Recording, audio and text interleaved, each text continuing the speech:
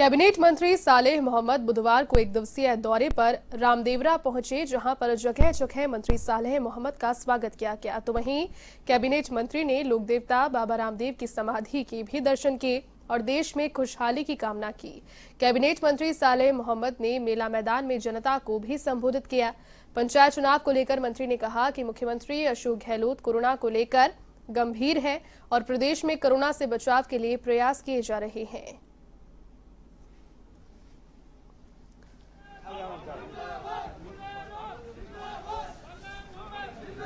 कांग्रेस के प्रत्याशी 15 नंबर से फॉर्म बात हुई।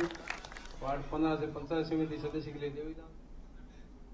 डूंगरपुर जिले में पंचायती राज चुनाव के तहत दूसरे चरण में 27 नवंबर को 3 पंचायत समितियों में मतदान होना है। इधर चुनाव को लेकर निर्वाचन आयोग भी अपनी तैयारियों को अंतिम रूप देने में जुटा हुआ है। इसी के तहत एसबीबी कॉलेज मैदान से अंतिम प्रशिक्षण के बाद सेक्टर ऑफिसर्स और पुलिस मोबाइल पार्टियों को रवाना। 33 पुलिस मोबाइल पार्टीज के साथ जिला निर्वाचन अधिकारी सुरेश कुमार ओला और उप जिला निर्वाचन अधिकारी कृष्णपाल सिंह चौहान भी मौके पर उपस्थित रहे।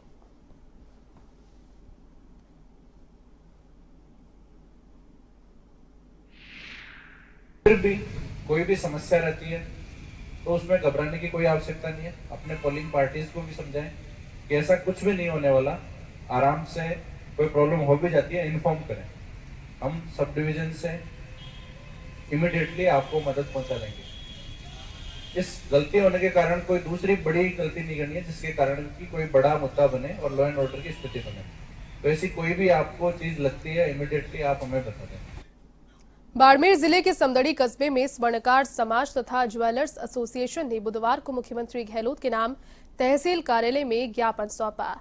इस ज्ञापन में बताया गया कि 29 अक्टूबर को सिलोर सरहद गोगाजी मंदिर के पास दिन दहाड़े एक ज्वेलर्स अरविंद कुमार सोनी से लूट हुई थी। इसमें नकाबपोश बदमाश पिस्तौल की नोक पर 30 किलो चांदी के आभूषण और 200 ग्राम सोने सहित 70,000 रुपए की नकदी लूटकर फरार हो गए। मामला दर्ज होने के बाद अभी तक आरोपी पुलिस की पकड़ से दूर हैं। इससे स्वर्णकार समाज और ज्वेलर्स एसोसिएशन और आम व्यापारियों में भी भय व्याप्त है। अध्यक्ष संतोष कुमार ने बताया कि समदड़ी क्षेत्र के आसपास ग्रामीण क्षेत्रों में आभूषण बेचने के लिए जाने से जान माल का खतरा बने रहने की आशंका रहती है। यदि पुलिस और प्रशासन ने बदमाशों को पकड़ने में कार्रवाई नहीं की तो मार्केट बंद करने और चुनाव का बहिष्कार कर विरोध प्रदर्शन करने को मजबूर होना पड़ेगा।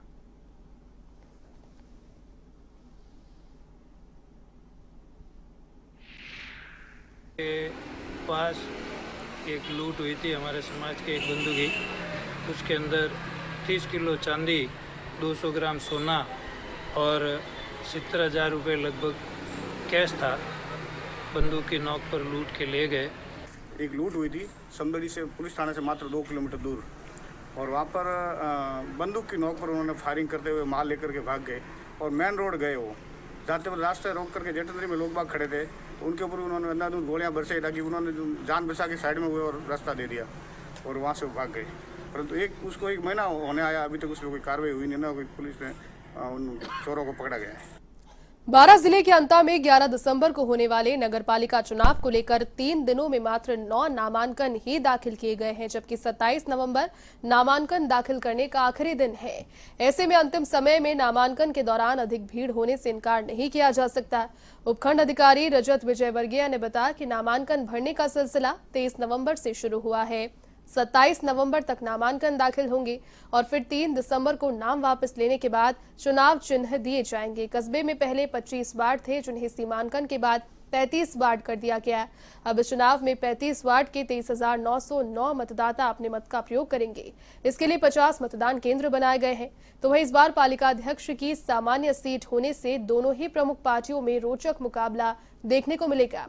आपको बता दें कि अंता कस्बा खनन तथा गोपालन मंत्री प्रमोद जैन भाया का विधानसभा क्षेत्र है। इससे मंत्री भाया की प्रतिष्ठा भी दांव पर लगी हुई है।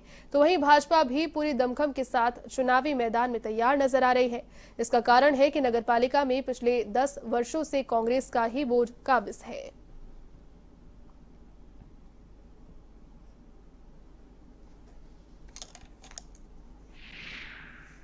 राज्य निर्वाचन आयोग के आदेशानुसार दिनांक 23 तारीख से नामांकन प्रक्रिया शुरू हो चुकी है और 23 से 27 तक नामांकन भरे जाएंगे। उसके पश्चात नामांकन पत्रों की समीक्षा की जाएगी।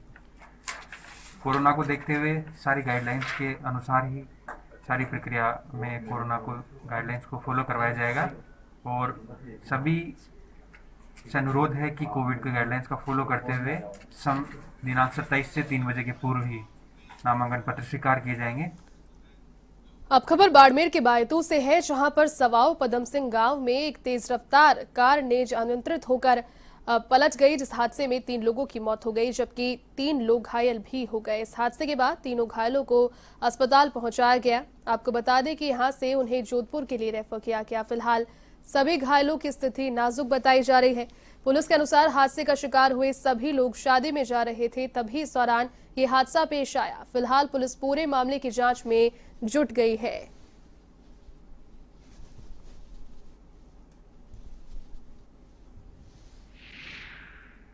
देखिए, पुलिस थाना गिड़ा के अंतर्गत एक क्वालिस गाड़ी में 7 लोग थे जो किसी वैवाहिक समारोह के लिए जा रहे थे और खाली रोड पर वो गाड़ी पलटने से एक्सीडेंट हुआ। कोई दूसरी गाड़ी अभी तक इन्वॉल्व नहीं हुई है, वो शायद नींद आने की वजह से या किसी वजह से हुआ। इसमें 2 लोगों की ऑन स्पॉट डेथ हो गई थी और एक को रेफ़र किया था बाड़मेर हॉस्पिटल। इसकी हॉस्पिटल पहुंचने के बाद डेथ हो गई और बाकी जो इंजर्ड है वो अभी बायतू जो CHC है वहाँ पे उनका प्राथमिक उपचार किया जा रहा है। झालावाड़ जिले के गंगधार थाना इलाके के जेताखेड़ी गांव के पास एक कार और 2 बाइक्स की भिड़ंत हो गई। इस हादसे में 2 मासूमों सहित 3 लोगों की दर्दनाक मौत हो गई और 5 लोग गंभीर रूप से घायल हो गए। इस हादसे के बाद पुलिस को सूचना दी गई और पुलिस ने घायलों को चौमेला के स्वास्थ्य केंद्र में भर्ती कराया। साथ ही शवों को पोस्टमार्टम के लिए मोर्चरी में रखवा दिया गया।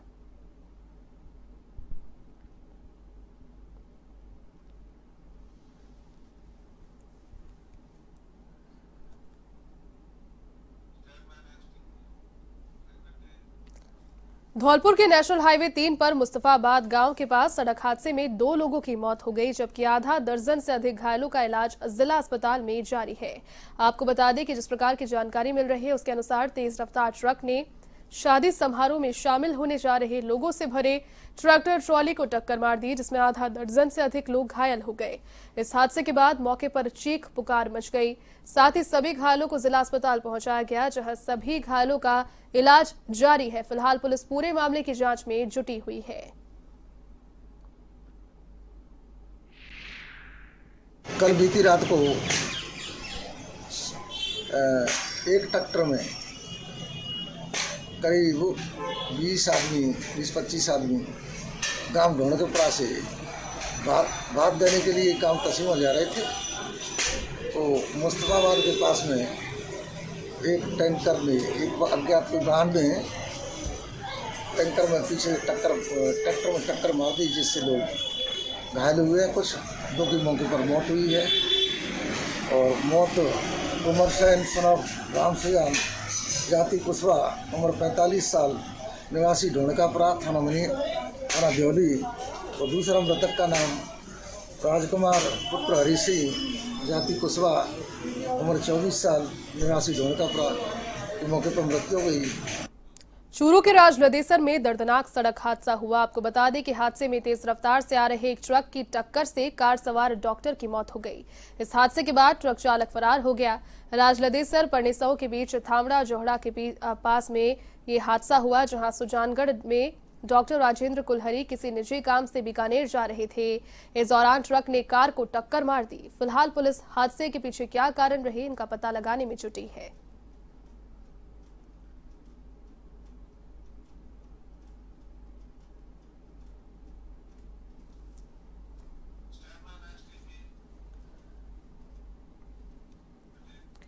अजमेर के नसीराबाद अजमेर रोड पर ट्रक और इनोवा कार की भिड़ंत हो गई। इस हादसे में कार में सवार आधा दर्जन 3 लोग गंभीर रूप से घायल हो गए।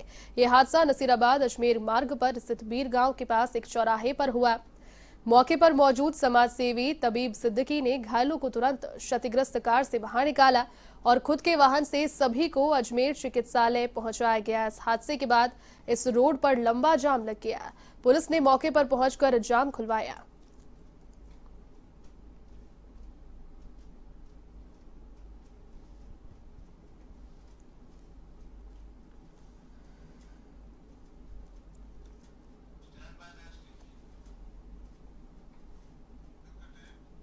बाड़मेर के बाखासर थाना क्षेत्र के पास में सरूपे का तला गांव में एक प्रेमी युगल ने फांसी का फंदा लगाकर आत्महत्या कर ली। तो वहीं इस घटना से पूरे क्षेत्र में सनसनी फैल गई।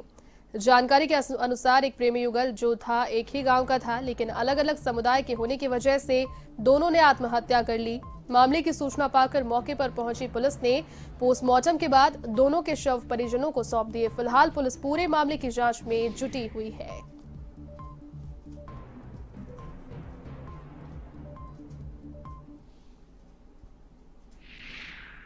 तला गांव में एक विलों का लड़का और एक दूसरे वर्ग की नाबालिग बच्ची ने घर से रात को निकल करके थोड़ा दूर जा करके फांसी पर लटक कर आत्महत्या की, जिनके मर्ग दर्ज किए गए हैं और पोस्टमार्टम करा के बॉडी उनकी परिजनों को सुपुर्द कर दी गई है। कार्रवाई जारी है। चलिए फिलहाल रुक रहे एक छोटे से ब्रेक के लिए, आप बने रहिए हमारे साथ।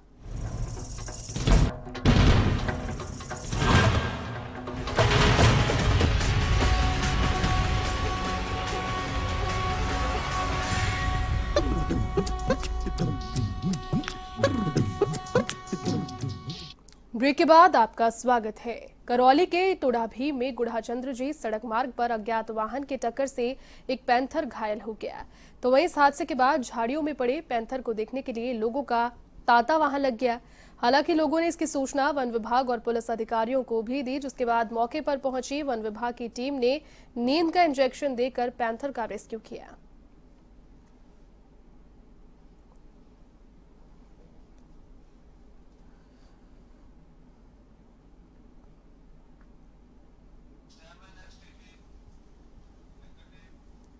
अब खबर झालावाड़ के डग से है, जहां पर पुलिस ने आहू नदी पर अवैध खनन करते हुए एक जेसीबी और एक ट्रैक्टर ट्रॉली को जब्त किया। साथ ही 2 लोगों को भी गिरफ्तार किया गया है।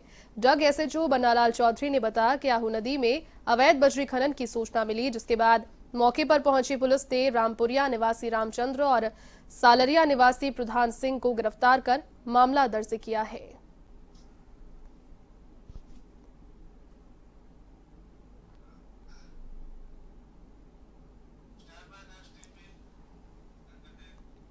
राजधानी जयपुर के हरमाड़ा स्थित मोठू का बास में बिजली के ट्रांसफार्मर को चोर करने वाला गिरोह सक्रिय है। ऐसे में एक बार फिर से सिंगल फेस का ट्रांसफार्मर चोरी होने का मामला सामने आया।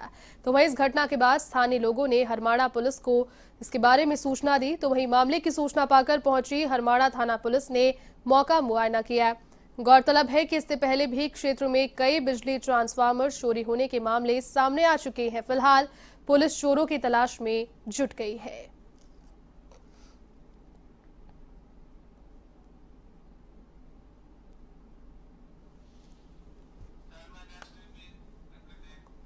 अब खबर नागौर के परबतसर से है, जहां पर अपर जिला तथा सेशन कोर्ट ने डबल मर्डर के मामले में 4 आरोपियों को आजीवन कारावास की सजा सुनाई है। साथ ही सभी आरोपियों पर 1,20,000 का आर्थिक दंड भी लगाया है। अपर लोक अभियोजक दिनेश चंद्र मालाकार ने बताया कि मामला 2014 का है। इकबालपुरा नूरानी मदरसा के पास 2 लोगों की हत्या हुई थी। इस मामले की जांच पड़ताल के बाद पुलिस आरोपियों को गिरफ्तार कर ले गई थी। तो वहीं गवाहों और सबूतों के मद्देनजर कोर्ट ने 4 आरोपियों को आजीवन कारावास की सजा सुनाई है। तो वहीं एक विचाराधीन आरोपी की मौत हो चुकी है, जबकि एक आरोपी जो है वो फरार चल रहा है।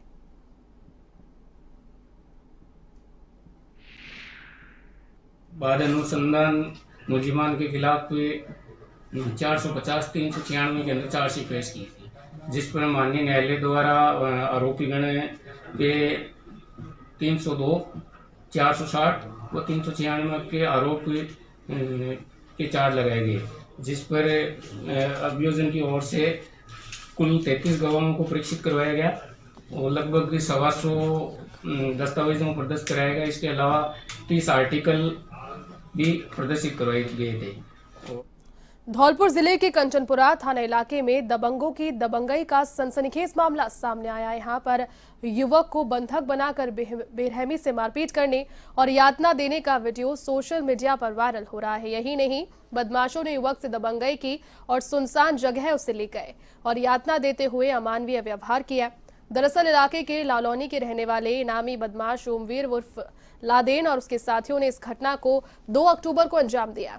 इसको लेकर युवक ने कंचनपुर थाने में लादेन और उसके साथियों के खिलाफ मामला दर्ज कराया। लेकिन मुख्य आरोपी लादेन पुलिस की गिरफ्त से अभी भी फरार चल रहा है। पुलिस ने केवल 2 साथी ही पकड़े गए। इसके बाद की इस घटना के बाद जिला पुलिस अधीक्षक की लादेन की गिरफ्तारी पर 5,000 रुपए का इनाम भी घोषित किया, लेकिन बदमाश पुलिस की पकड़ से बाहर है।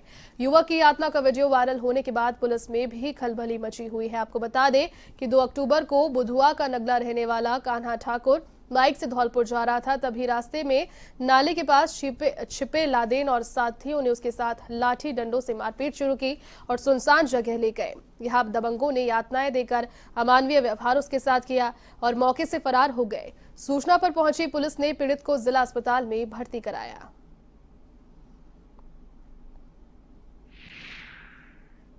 करीब 2 महीने पहले अक्टूबर के महीने में 2 तारीख की बात है, एक लादेन जो डकैत था उसने एक बुधुआ नगरा के एक युवक था काना, उसके साथ मारपीट की थी। उस दौरान ही मुकदमा दर्ज हो गया था, जिसमें 3 व्यक्तियों को गिरफ्तार कर लिया गया है।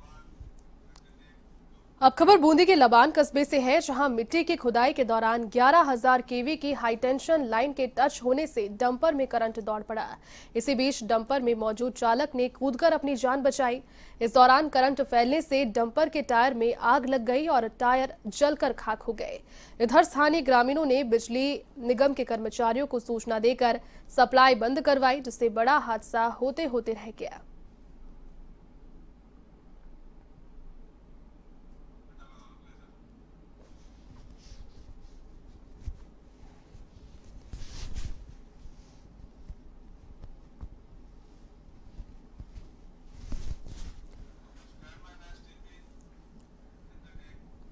खबर अब बारा के शाहबाद से है, जहां पर कस्बा थाना कस्बे के राजीव गांधी सेवा केंद्र पर आयोजित 2 दिवसीय कार्यशाला का समापन किया गया। महिला जनप्रतिनिधियों की इस कार्यशाला को लेकर सहायक विकास अधिकारी और साथ ही आपको बता दें कि महेश शर्मा जो है उन्होंने बताया कि कार्यशाला में विभिन्न गांवों की महिला सरपंच और वार्ड पंच शामिल हुई। इन्हें कोविड-19 के बारे में जानकारी दी गई। कार्यशाला का आयोजन एक संस्थान की ओर से दुहंगर परियोजना के तहत किया गया।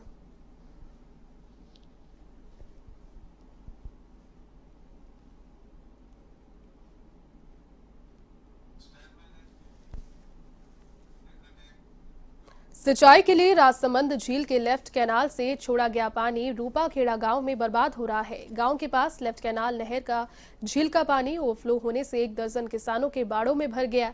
ऐसे में बाड़ों में रखी हुई मक्का की फसल, चारा और लकड़ियां पानी में भीगकर खराब हो गई। इससे किसानों के लाखों रुपए का नुकसान हुआ है। तो वहीं काश्तकारों ने सिंचाई विभाग की लापरवाही को लेकर इसकी शिकायत कलेक्टर अरविंद कुमार पोसवाल और कुवारिया थाने में भी की है।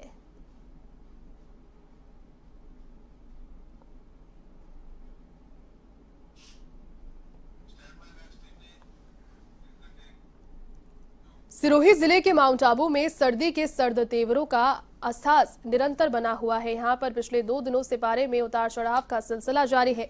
ऐसे में अब शहरवासियों को सर्दी से हल्की राहत मिली है। माउंट आबू में तापमान 3 डिग्री सेल्सियस पर दर्ज किया गया। तो वहीं सर्दी के तीखे तेवरों की वजह से हिल स्टेशन माउंट आबू में फिर से वीरानी छा गई।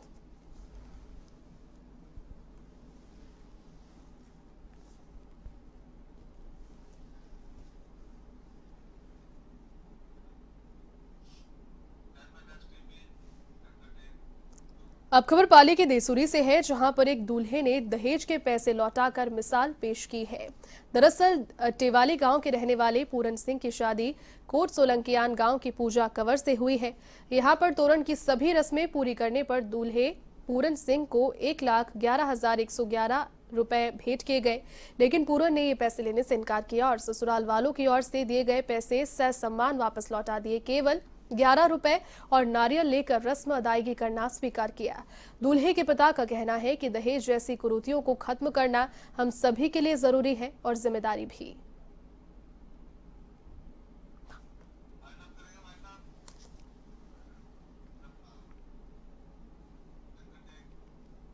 चलिए गांव की दुनिया के आज के सफर में फिलहाल के लिए बस इतना ही। देश और दुनिया की तमाम बड़ी खबरों को देखने के लिए आप देखते रहिए A1 TV। नमस्कार।